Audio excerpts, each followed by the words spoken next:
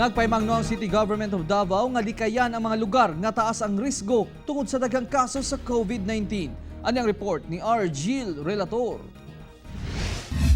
5 ka mga barangay ang gikonsiderang very high risk, ang 13-B, 21 ug 23-C, Buhangin Proper ug Leon Garcia.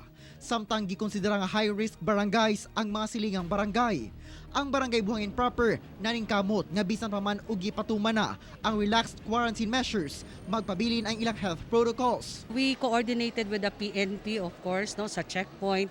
So kabalo naman ta na atong PNP aduna sila mga mando pod no, then we closely coordinate of course at mga barangay police na siguro paniguruhon nato na katong mga FM pass no na musulod og gawas kinahanglan na naga-follow gid sila. Samtang sa barangay 23-C, ana-ana sa 20 ang COVID cases nga natala sa barangay, kung asa kadaghanan gikan sa Purok 4. Hagit karon sa barangay ang pagbantay sa mga tao, labi na mga trabahante nga nagagawas og sulod sa ilang lugar tungod sa GCQ. Nidungan po og mga pwersa dere ng Ter Davao, nidungan to sila og mga isa ka team ang Ter Davao dere ug ang mga pulis.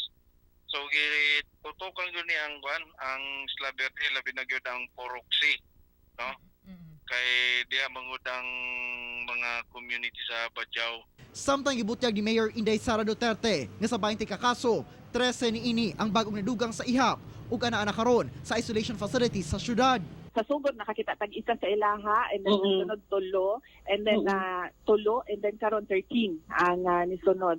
Nagpahimangno ang Davao LGU nga likayan sab ang mga high-risk barangays, ang 5-A, 19-B, Agdao Proper, Catalunan Grande, Matina Crossing, Panakan, Talumo Proper ug Tigato. Lakip sab ang mga moderate risk barangays nga mao ang 10-A, Bago Galiera, Kabantian, Dalyao, Governor Bangoy, Indangan, Maa, Matina Playa ug Santo Niño.